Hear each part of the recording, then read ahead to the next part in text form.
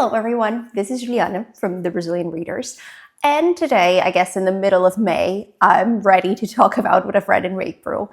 This past month has been a bit difficult. We've adopted a cat, the cat got on heat, we've had her neutered, so lots of things have been happening, and then now on the week of Eurovision, I'm having to do a bunch of things, which by the way, I may have not mentioned this, but I'm a big Eurovision fan, so I usually try to keep this week without anything important, but it was not what happened this week. So let's get into the books I've read in April, because I feel like some of them are a bit different than you usually see around on booktube. So yes, maybe we'll see what you think of it, okay? So I have started the month of April reading Whiskey Beach, which is by Nora Roberts. I have made a video, I'll put it here somewhere, where I've read 3 of Nora Roberts' books.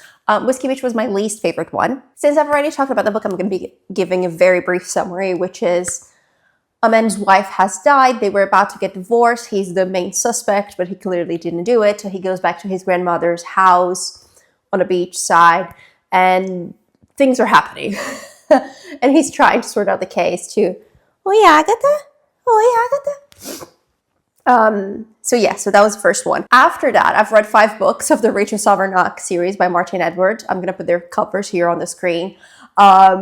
I don't want to talk about it too much because I feel like it would be giving spoilers, but I'm going to talk about the first one, which is Gallows Court. A very gruesome crime happening in London. We know this woman, who is Rachel, is someone involved with it, and you have a journalist who is at the same time following the case and trying to get an interview with her. This whole series is set during the golden age of crime fiction.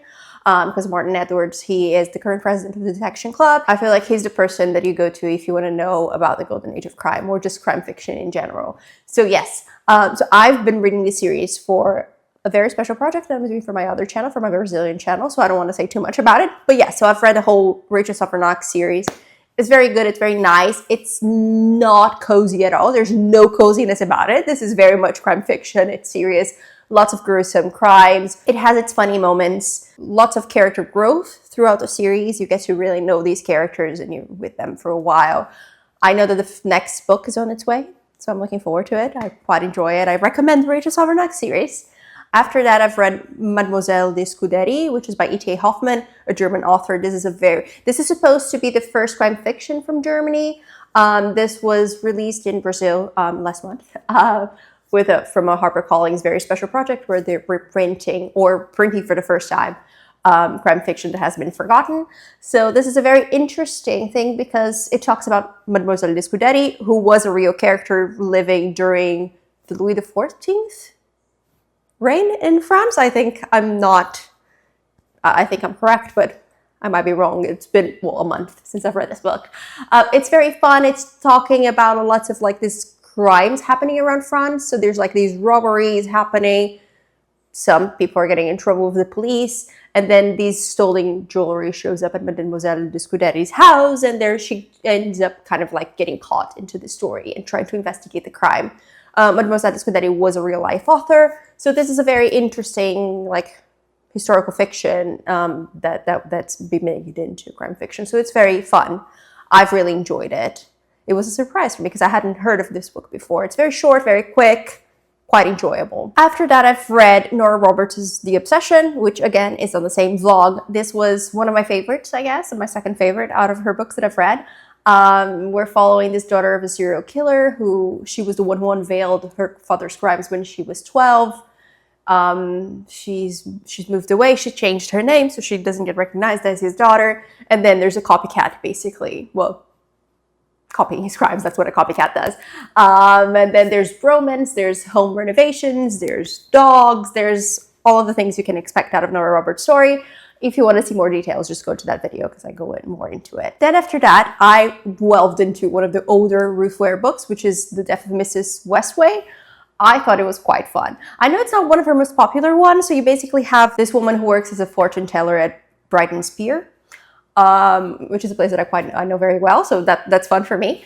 And then she's owing a lot of money. She has people going after her for this money, and then she receives a letter from a lawyer saying, "Hey, you've inherited your grandmother's fortune. Go to the funeral." And she's like, "Well, my I don't have a grandmother. What's happening? But she needs the money, so she decides to go to the funeral. She gets to know the family. She starts lying to them. Things happen. And, well, you can imagine, she obviously discovers things about her life. She discovers things about the people around her. I thought it was great. You kind of have like this found family type of thing. I thought it was really good. It's a bit obvious of a mystery. You kind of know what's happening pretty much. But it's very well written. So I've enjoyed it. I've listened to the audiobook. I thought it was good. It kept me engaged. It was fine. After this, I've read the latest Simone St. James, which was Murder Road. I am a big Simone St. James's fan. I've really enjoyed her books. I like how she plays with the supernatural, with the horror, with the mystery.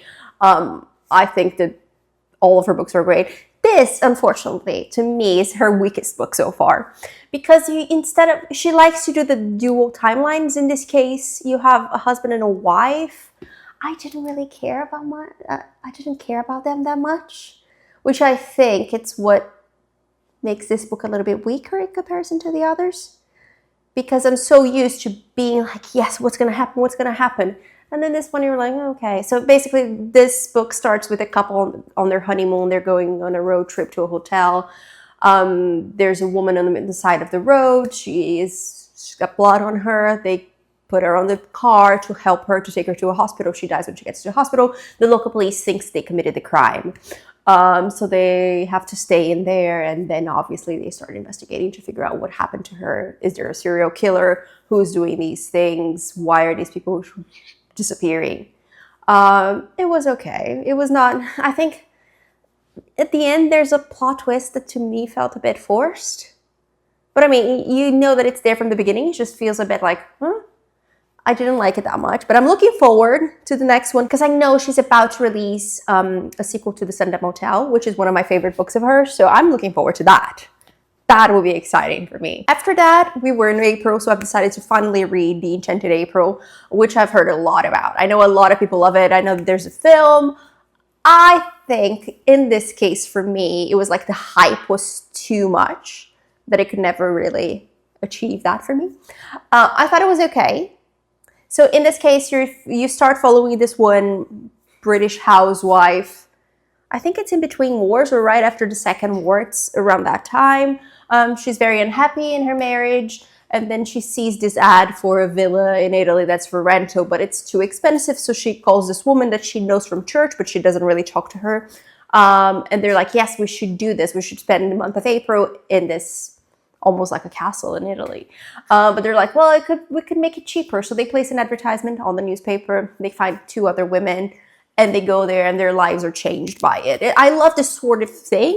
I like Under the Tuscan Sun. I love like home exchange books or films like Tara Road by Neve Bench. I have it here somewhere. It's in here somewhere. I think it's up there. So I like that. I love the holiday. So I thought that was very good, but I think my expectations were too high, so it's difficult to kind of get to that. But overall, it's a very good book, very well written. I've enjoyed myself reading it. After that, I fell into the booktube hype, which is something that I should never do. So this is the ultimate reminder for me, because I've read First Time Caller, which is a new romance book that's been out. I've decided to listen to the audiobook because I know that there's like a radio show theme to it. There's a radio show on the book. So I thought, oh, that's going to be great. I'm going to listen to the audiobook. Because people are selling it as Sleepless in Seattle, because it truly is kind of a rip-off of Sleepless in Seattle. But instead of the father being the one with the child who calls the show, it's the woman. And her husband's not that. She just never got married because he's gay, so he lives with his partner. They're all friends. And the problem with this audiobook, with the book in general, is that the male character, whose name I've completely forgotten because these people are all irrelevant for me, he was such an annoying character. You did not want the woman to end up with him because he's so cynical, he's so annoying, he's so boring. There's no charm. I thought that there was definitely no charm in this book, which was the problem for me. And it's an ultimate reminder of never trusting BookTube for recommendations for books like this, because I'm not into what's trending, I guess, at the moment. I think, yes, if I'm gonna read romance books, I have a very specific niche, which is chick flick, that it's not fully about the Romans. There needs to be more things, because in this case there were more things. It's just that it was bad. I didn't like it. That's it.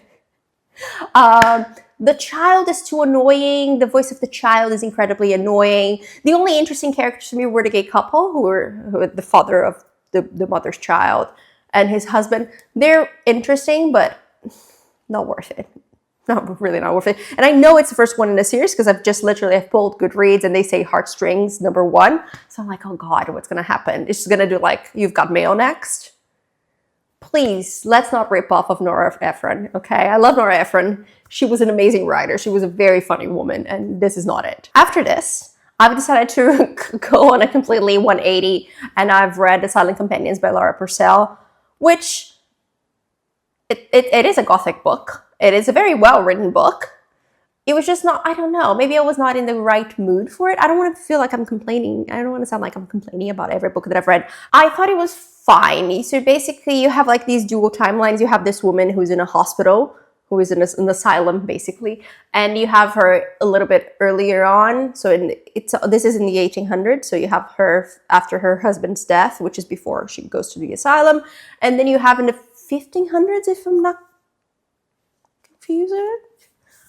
If I'm not mistaken, the other timeline is in the 1500s. So you have people who lived in this house that she goes to live in after her husband dies. It's his family's house. And weird things are happening. You have these life-sized images of children who are the silent companions.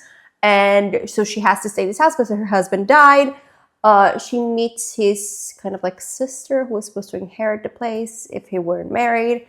They become friends, but weird things are happening. All of the locals are terrified of the house because of something that happened in the past. And these silent companions start showing up and terrifying her. I think it's a very well-written book. It just didn't talk to me as it should have talked. Which is funny because I love Gothic books. And I thought that this was a very good recreation of that vibe. But I don't know.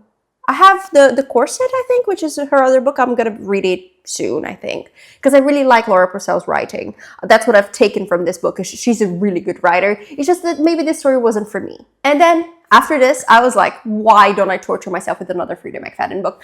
I feel like I haven't discussed this in this channel yet, but in my Brazilian channel, it's a very common thing for me to complain about Freida McFadden because I think she's a terrible writer. I think that, I'm sorry, if you like her books, it's okay, but you have to admit that they're not well written. And I think that the people who get surprised by her insane plot twists are just people who haven't read enough mysteries, which is completely fine. You don't have to be like, oh, I know I've read every single mystery thriller book in the world. No one has to do that. But I feel like if you've read 10 books, you kind of know what's going to happen with her. And she is, okay, how do I put this nicely? Some people like to say that she takes a lot of influences from other books. And when I say a lot of influences from other books, some people accuse her of plagiarism. That's not what I'm doing. I don't want to be sued by, a multi-millionaire author, because I think that that's what she is now, because every month there's a new book of hers coming out. But I've read The Locked Door because I've heard a synopsis of the book and I thought this sounds exactly like The Obsession by Dora Roberts, which I had just finished reading. Because yes, you're following this doctor who once revealed that her father was a serial killer, and years later, someone is doing the same type of crimes. That's literally the same story. I don't think I will give it to her. She did not plagiarize Dora Roberts' book with this one. It's incredibly obvious, again, who's doing the crimes from the get-go for me. But this story goes in very different ways, okay? And this character is incredibly annoying. There's no home renovation. I don't think there's a dog. Is there a dog? There might be a dog actually in the book, but it's not her dog. It's not the protagonist's dog. I don't know. I don't remember exactly very well. But I mean, it's a Freida McFadden book. What do you expect of it? Is it the worst? No, it's not the worst of her books.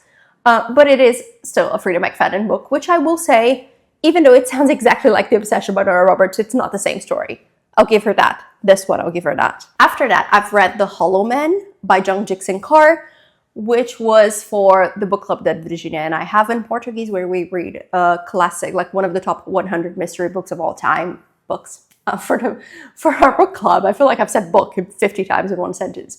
But this is a classic, like this is supposed to be the best locked room mystery. out there. I don't think it is. I think it's a bit boring. It's a very interesting premise. You have these two crimes happening. One, basically, the man died in a room. A maid saw someone else coming in but never saw this person coming out. So you're like, oh, what happened? And the other man dies in the middle of the street in front of other people. So you're trying to understand how that happened. But the problem is, once you're reading the book, there's only one logical solution for that. And it's pretty clear what it is. So it's a bit boring, you know. It's a lot of dialogue that it's not very interesting. The characters are not the most fleshed out. But I will say there's a very good chapter, which is the highlight of the book. And I think that that's why this book is seen as the best locked room mystery, which basically John Dixon Carr breaks the fourth wall. He's talking directly to us. He mentions other books, other mysteries, and he's giving the solution because he's explaining how a mystery like that works. So it's worth just reading that chapter, I think, because it's very good. It's very well written and it's very fun. So this is where the book shines. The rest it's okay. It's not the most exciting locked room mystery. So yeah, so that's my opinion on that. And then the last book I've read last month was Not That Kind of Girl by Mary Wesley. It's not the Lena Dunham book that I've read when it was released, but it's different. So it's Not That Sort of Girl. Oh, Not That Sort of Girl. That's the name of the book. This is a book from '87. I feel like I got this recommendation from Miranda Mills. It's a very good book. So you're basically following this woman who got married around the Second War with a much older husband who was very rich. So you're following her life, the men who she really wanted to marry but didn't marry, what happened to them through the war, what happened to everyone. But at the same time, you're in the future because her husband just passed and she's reminiscing about her life, about the friends that she had around her who, were they really her friends? We don't know. So it's like this village life in the UK during the war. I thought it was a very fun book. I saw a Goodreads review that I thought it was great because it really exemplified the book. I will put it on the screen, but it basically says, another enjoyable entry in her long list of novels about British people wanting to have sex. That's literally a very good description of the book. It's very well written and it's very thought out. There's character growth and you're just following a story. And I like that. You don't have to do much sometimes. If you're a good writer, sometimes you don't have to do much. Just find a good story and tell it. So yeah, those were the books I've read in April. I would like to know what you read. What were the standouts? Have you read any of those books? Do you fall for booktube hype? Because I'm not doing that again, hopefully so. And then next month I'm like, oh guys, I fell for it again. But no, this is truly it, I think. So yeah, I'll see you soon. Bye.